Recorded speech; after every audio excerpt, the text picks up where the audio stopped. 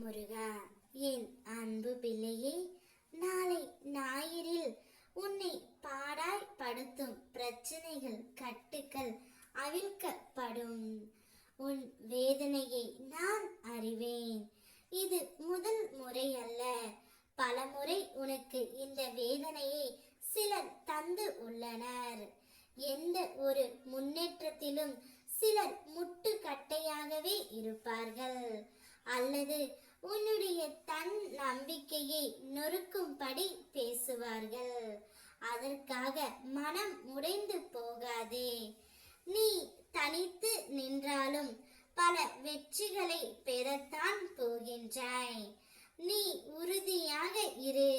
உன் மனம் இலகியதாக இருப்பதால் சில விஷயங்களை தாங்கிக் கொள்ள முடியாமல் தவிக்கின்றாய். உன் உறுதி தன்மையை அதிகரிக்கவே வாழ்க்கை சில பாடங்களை தொடர்ந்து தந்து வருகின்றது. எதனை கண்டும் கலங்காமல் உன் பாதையில் உறுதியாக பயணித்து இரு. நீ இறங்கி நடந்தால் உன் நிழல் போல் நான் பின்னால் வருவேன். எப்பொழுதும் நம்பிக்கையோடு இரு. நீண்ட நாட்களாக எதிர்பார்த்து காத்து கொண்டிருந்த ஒரு விஷயம் தடைப்பட்டு கொண்டே இருந்தது. அந்த காரியம் நாளை நடைபெற போகின்றது. அதனால் நீ மிகுந்த உற்சாகமாக இருப்பாய். அடுத்தடுத்து தொடர்ந்து உன்னுடைய வேலையில் முன்னேற்றம் காண்பாய். இதுவரை இருந்த காரிய தடைகள் அனைத்தும் விலகி எதை தொட்டாலும் தொடங்கக்கூடிய நேரத்தில் இருக்கின்றாய். ஆகையால் பொறுமையாகவும் நிதானமாகவும் நடந்து கொள். என் நாமத்தை உன் மனதிற்குள் உச்சரித்து கொண்டே உன் அன்றாட பணிகளை செய்து முடி. நிச்சயமாக உன்னுடைய வாழ்க்கையில் முன்னேற்றம் பிறக்கும். சில நேரம் உன் வாழ்க்கையில் நடக்கும் போராட்டங்களை கண்டு மனம் வெம்பி இருக்கின்றாய்.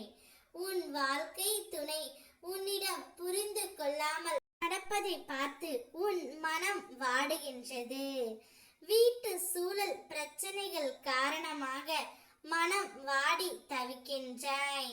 கூடிய விரைவில் இந்த பிரச்சனை சுமூகமாக முடியும். உனக்கும் உன் வாழ்க்கை துணைவருக்கும் ஒற்றுமை மேம்படும். இப்பொழுது இருக்கிற பிரச்சனையை வைத்து எந்த ஒரு முடிவும் எடுக்காதே.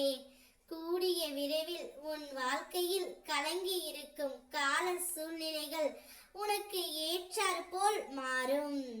நம்பிக்கையோடு என்னை வணங்கினாய்.